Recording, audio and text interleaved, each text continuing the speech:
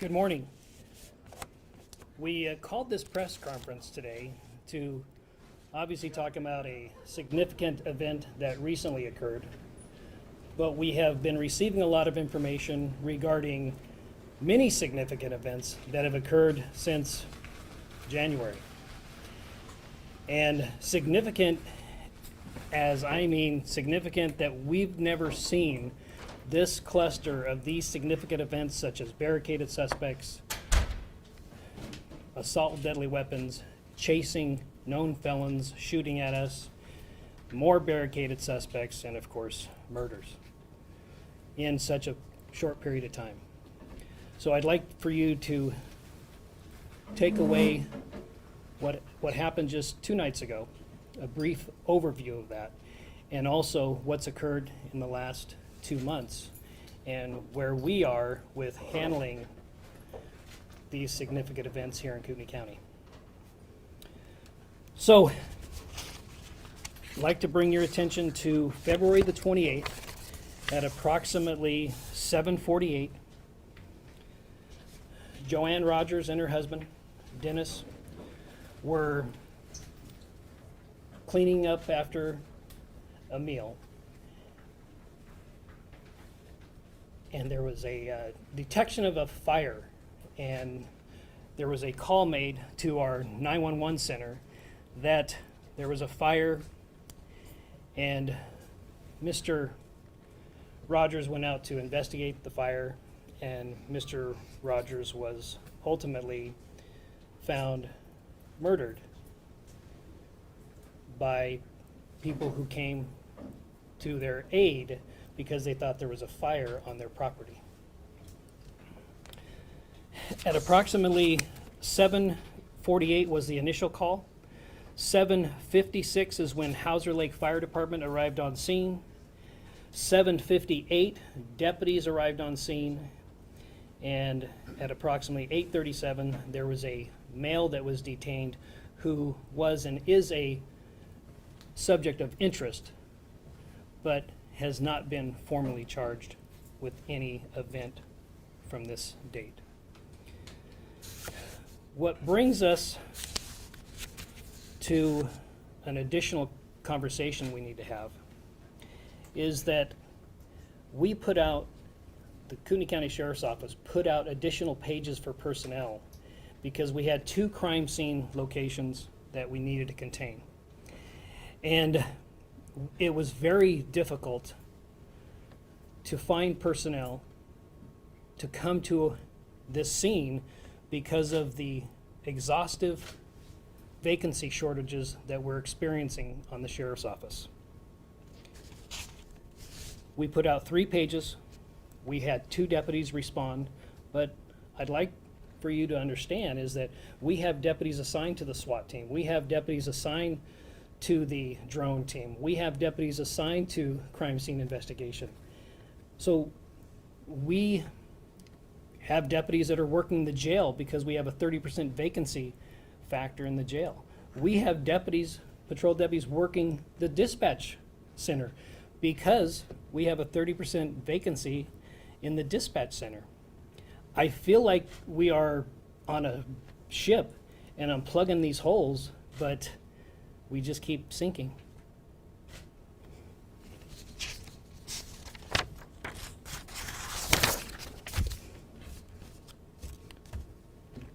So we prepared a packet for you. And this packet gives a good indicator of what we're starting to experience here in North Idaho. And I'd like to draw your attention to the violent crime page. This violent crime page, in 2017, we reported 93 events. In 2021, we had 165 events. I'd like to bring your attention to arrests. We've had a population increase from about 139,000 people from 2000, I want to get the exact number for you. From 2009, we had 139,000 people approximately, to where we're at today is about 180,000. If you look at where our arrests are, they're going down. That's not a healthy statistic to have when we have 40,000 more people, 30 to 40,000 more people in this county. You would expect the arrests would continue to go up. But what we're seeing in major cities across this country is the same thing. It's not healthy for that city. It's not healthy for Kootenai County. Because with the amount of population that we have seen and that we are currently seeing, we need to make sure that our arrest, or what we call crime prevention, is actively occurring. But our statistics are showing us something opposite. Look at the next page, which is psychological. In 2015, we had 57 psychological calls for service. In 2021, we're at 126. That is a significant increase, and I believe that we will likely surpass that 126 very easily in 2022. We have a mental health crisis, we have a drug affliction crisis here in Kootenai County. The next statistics is, let's look at our special weapons deployment. In 2017 and 16, but 2017, we had 6 deployments of our special weapons team. In 2021, we had 21. Now, that's a significant number because there's a lot of work resources that go in to a SWAT deployment. It's not we take our secure vehicle out there and handle a situation, we leave. There's a lot of pre-work that goes into it, whether it's an investigation, a criminal investigation, ongoing investigation, contacting witnesses, contacting victims, the actual deployment of the resources of the SWAT team, the special weapons team. It's a very labor-intensive process that occurs there. We don't clear these calls in 20 minutes. 6 in 2017 and 21 in 2021. Let's talk about the next category, is total death investigations. In 2015, we had 98. In 2021, we had 156. Now, why is that relevant? Because the same circumstances apply on this, that we can't clear an unattended death in 20 minutes.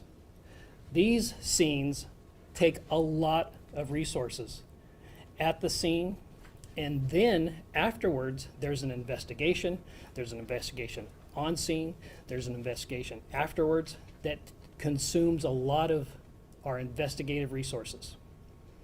And we have seen a significant jump in those cases. And those are resources that it takes for us to handle the public service needs here in this community.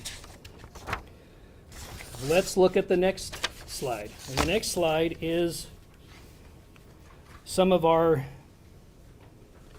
categories that'll show you from 2015 to 2021 in virtually, except DUI, but DUI, driving under the influence, could be impacted by the amount of calls for service that we're handling, and we don't have that discretionary time to do that crime prevention or that proactive law enforcement, because we are continuously responding to cold calls or domestic calls or other calls for service. So the DUI did go down. Violent crimes, we talked about that. Psychological, and then of course look at the arrests. In 2015, 3,179.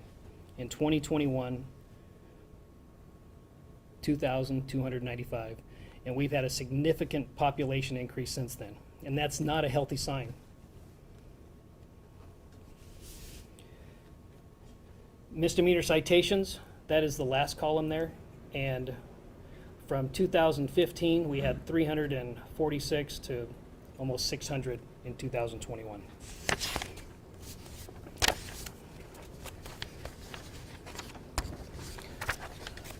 I have talked to many leaders in this community, and I asked them, how many of the inmates at the Kootenai County Jail, how many do you think are in for a felony, percentage-wise? I'm talking about community leaders that were born and raised here. And they'll tell me, 15, 20, 25%. No. The sheet that you have, the last, or not the last sheet, but the next sheet, currently today, our felony population at the Kootenai County Jail is an 80% felony population, 20% misdemeanor. Dan Mattis, who is our current undersheriff, when he came on this department, those two categories were flipped. It was an 80% misdemeanor and 20% felony.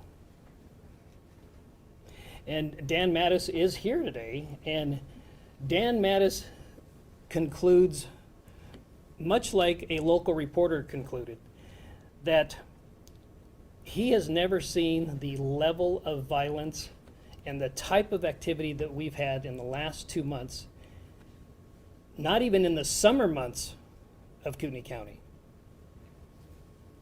And a local reporter mentioned the other day, when they were referring to an incident in Kootenai County, it was a shooting, they said they had to clarify, well, which shooting are you talking about?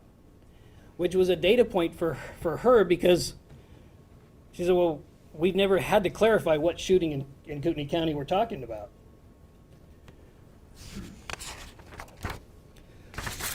Which brings us to our last couple of pages. In 2009, I had 5 patrol deputies and 1 sergeant with a population of about 139,000 people.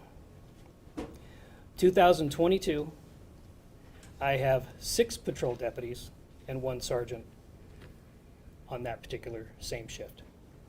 So we've had a population increase of 80,000, and we've increased 1 deputy on that particular shift, which generally is the busiest of all shifts. There is stress in our human resources, and there is stress in our infrastructure, such as the inmates at the jail.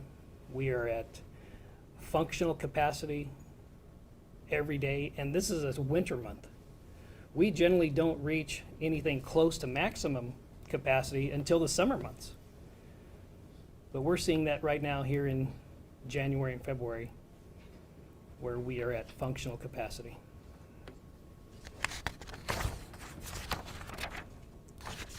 And then, of course, our vacancy factor. We are at critical mass in our jail division, with running at about a 30% vacancy factor. We are a good majority of those people are under 2 years, and that's not a healthy sign either. We like to see people that have an average tenure, into the 5 and 6 and 7, at least spread out percentage-wise. I have a 30% vacancy factor in our dispatch. Law enforcement is not a 40-hour-a-week job. We have to cover 168 hours a week. There are some leaders in this community, when I ask them, how many hours do you have to cover at your office? And they said, well, 40. How many do I have to cover? Well, 40. No, I cover 168. 168 hours every day from Benewah County to Bonner County. And one of, if not the fastest growing counties in the United States. Something I wish wasn't true. Don't we? Don't we wish it wasn't true, that's for sure. Absolutely. Patrol division, we're down currently 6 positions. I got 5 deputies in training. We have a total of about 54 line positions for patrol, which gives us about just under a 20% vacancy factor.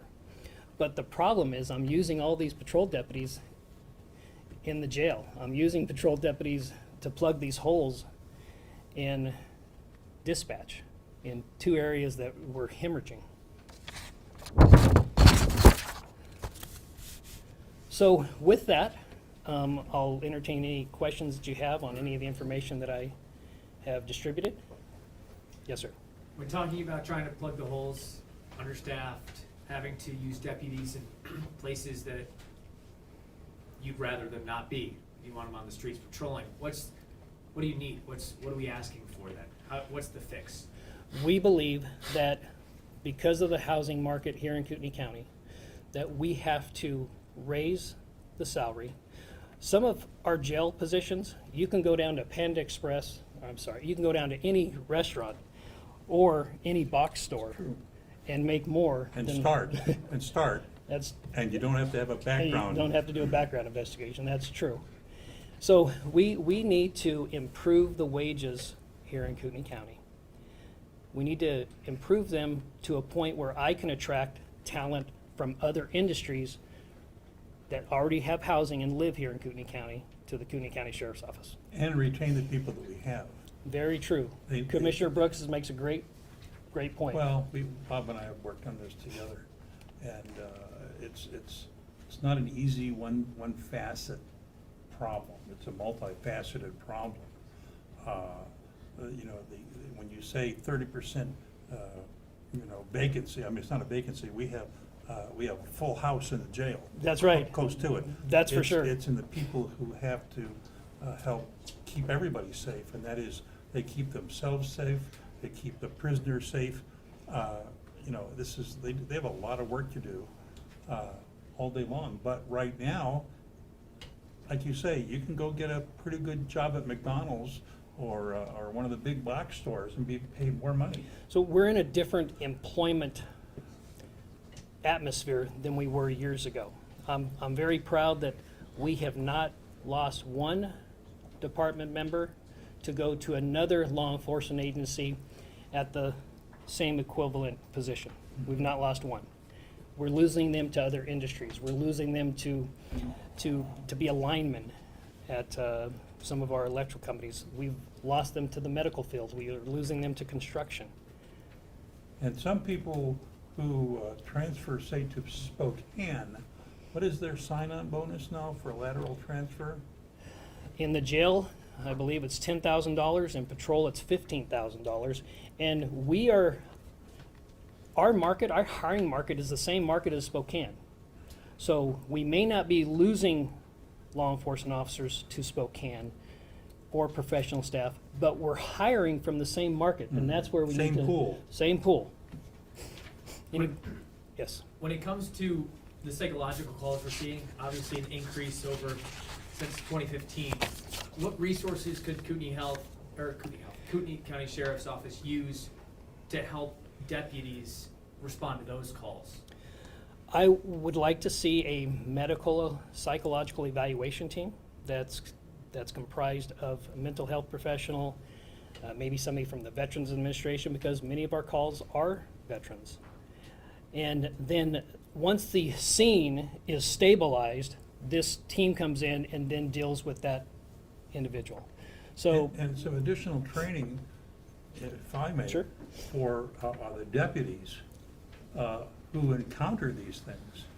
So they are not going to be junior psychologists, but they can understand what they're dealing with and how they can keep things as level as they can psychologically until they can get some professionals in there to deal with it. What does responding to a psychological call for Kootenai County deputies look like today? you know what? Very significant. It doesn't happen on a daily basis. It happens on a shift-to-shift basis. So generally, we have a lot of our population that is calling, that is threatening suicide, threatening to kill somebody else, and we just can't go in there like we would on a normal call. For instance, we had an event that similar situation, but it was next door to a school. So we have to, there's other resources and dynamics that we have to respond to when this person who is threatening suicide is next to a school. So we can't just handle these calls. We have to do a complete evaluation on the event. And that's a call next door to a school we just can't drive away from.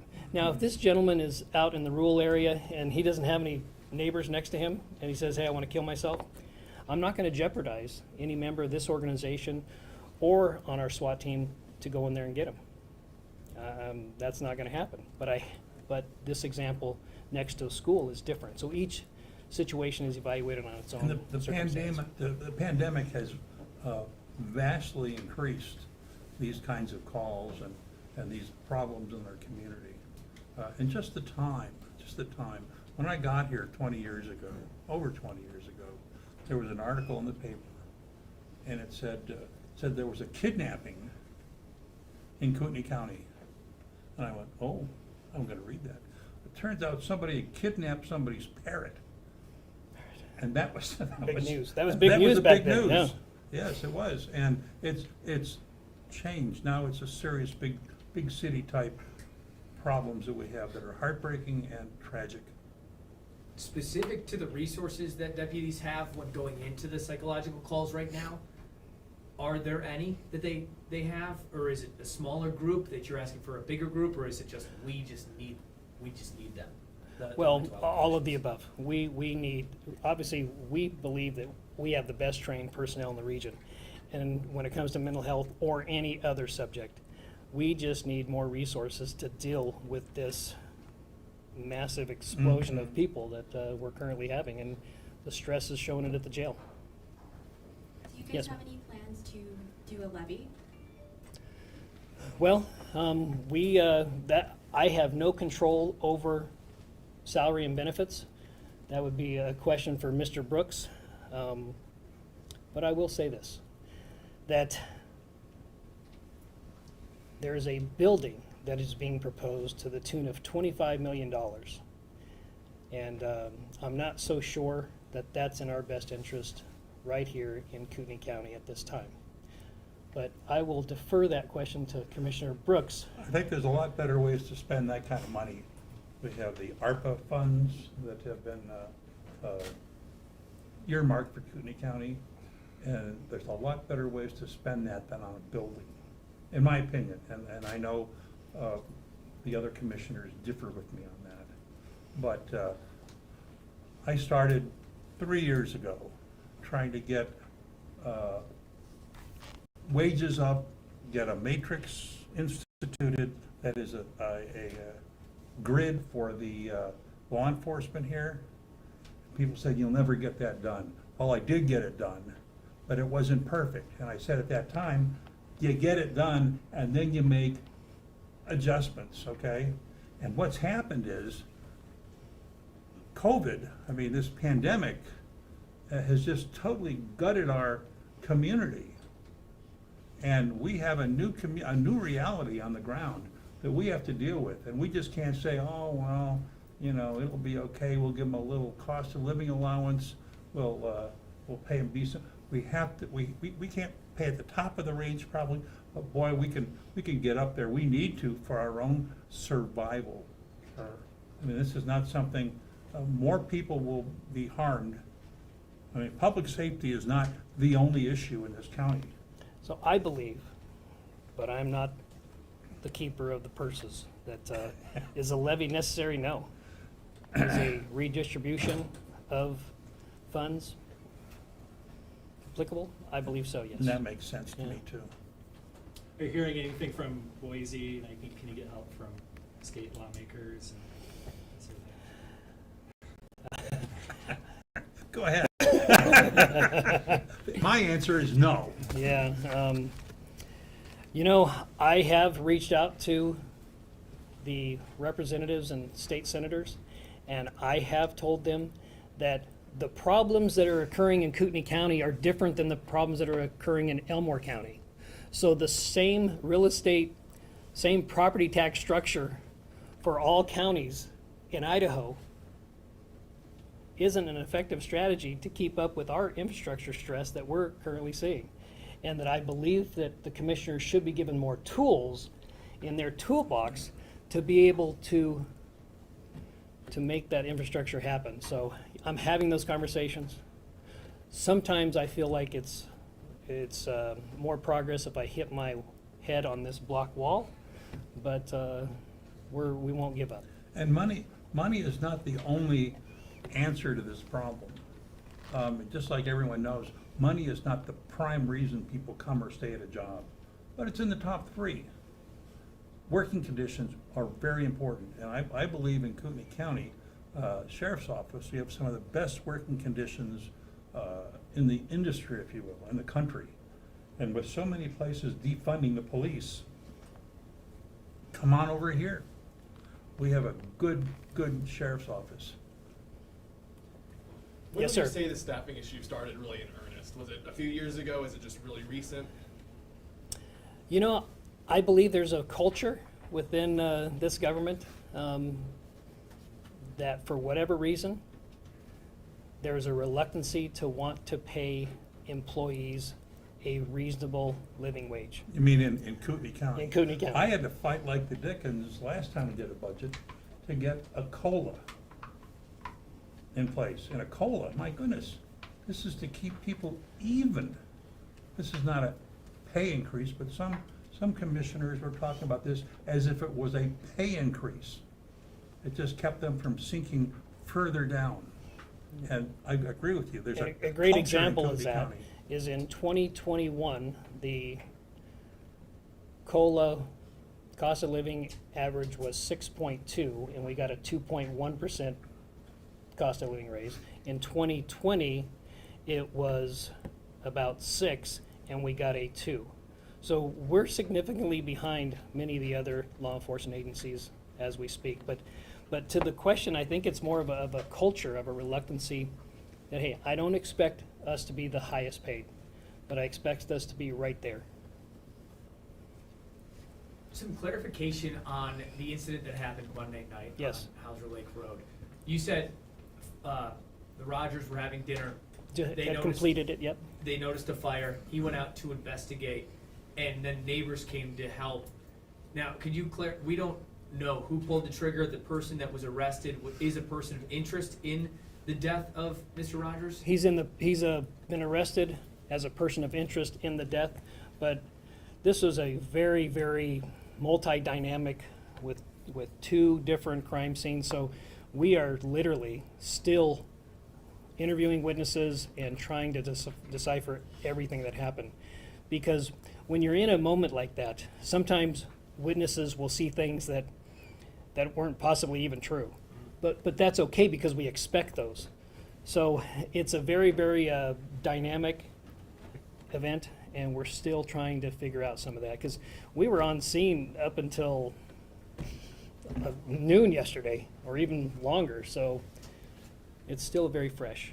Now, can you confirm Mr. Hazel, the other person that was shot and transported to the hospital, was he a neighbor coming to help? Do we know that yet? How did he get involved? I am told that he was a neighbor who came to assist with the fire, not knowing that there was a more nefarious event going on. And the firearm that Mr. Bennett was arrested with, was that registered to him? Do we know? We're still in the early stages of that investigation, so. Regarding the lack of deputies, I understand you're struggling to hire some, but do you need more, or in other words, are the county commissioners providing enough in the budget, but it's just a matter of you can't hire enough? No, they're not providing enough because I need to attract from different industries here in Kootenai County. The average price of a home to live here now is almost $580,000. Rent, I'm having people quit because they have to go back to North Carolina and live with their parents because they're getting a notice of rent increase next month for $600. There are people in other departments, professionals, not a clerk, but I mean somebody who's in the planning department, I'm thinking, college educated, qualified, and they take the job in Kootenai County, and 2 or 3 days later, they come back and go, can't take it. I'm sorry, I can't find a place to live on the salary you're paying. And we are having the same problem. We've had applicants that said, hey, I can't afford to Can't live here. can't live here. So you wanna fill those vacancies and more? Yeah, I believe our strategy is from existing markets, but we need to pay at a comparable salary and benefit with other agencies. Parity. We have good benefits. We have good benefits in Kootenai County, and right now, we got kind of so-so pay in the sheriff's office. And I would like to see us have attractive pay in the sheriff's office and the same good benefits. I believe that would retain more people and give Bob more tools to work with. He's a good sheriff. He just needs the tools to work with. And if we don't do these things, he's gonna fail. Regarding the shooting in Hauser, was there any indication that the suspect and the victim knew each other before? Absolutely none. Yeah. I Yes, know ma'am. there was an initial report about a barn fire. Did the suspects set that barn on fire? That's still under investigation. So that was what the initial call was, that their barn was on fire. And then, Is there anything you want to say to the public that's watching this? With the trends that you're pointing out, is there anything that people can do, or that are writing campaigns or whatever, to try to put some pressure on getting more funding for you guys or help? I think it's a combination. We are growing at such a rapid pace here that growth in crime has caught up to Kootenai County. And we need to adequately address those concerns with adequate salary. And don't be shy, people, we were talking to the people, don't be shy to pick up the phone and call and ask specifically, I'd like to speak to each of the county commissioners separately and tell them what I think about pay and benefits for law enforcement people. And not just sworn people, but the entire department. They have. Oh, yeah, sworn and people- professional staff, Yeah, absolutely. They have people who have worked here for a long time on relatively meager wages.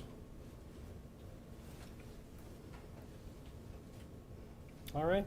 Sure. Yes. Oh, Just to kind of take us back a little bit, you mentioned that arrests trending down while population rises is an unhealthy statistic. Can you elaborate on that and what that means? yes. So the best crime prevention tool that we have is proactive law enforcement. And that is locating bad guy before bad guy commits a crime. So proactive law enforcement is a strategy to prevent crime. But what we're seeing is we're seeing arrests going down because our unallocated time to go look for bad guy and to have deputies out in the field investigate crimes is going significantly down, where we just don't have the time and the resources to do those things anymore. That make sense? And I want to make it clear that Bob does not set, the sheriff does not set the budget. He doesn't say, I'm going to spend this much money this year. The county commissioners, and there are 3 of us, decide how much he's going to spend. And oftentimes, in what categories you're going to spend it. That's correct. And sometimes, the sheriff, who is a professional here in law enforcement, agrees with us, and sometimes he doesn't. I tend to defer to the sheriff. So, I'm hoping we can all come together. And I have 2 good commissioners with me. I honestly don't think that they understand, and maybe they do, but maybe they don't. And these recent events have really kind of a wake-up call for the infrastructure, the government, the commissioners of Kootenai County. And it's a good time because the budget, we're just starting on. Well, it's an unfortunate time that brought us here today, but we had a SWAT commander from Spokane come up to our command post and says, hey, we're getting called out over here more than we are in Spokane anymore these days. So these are all data points that people are starting to pay attention, like this isn't the Sleepy Hollow that it once was. And we are projected to grow significantly in the next several years, and we need a sheriff's office commensurate with those needs.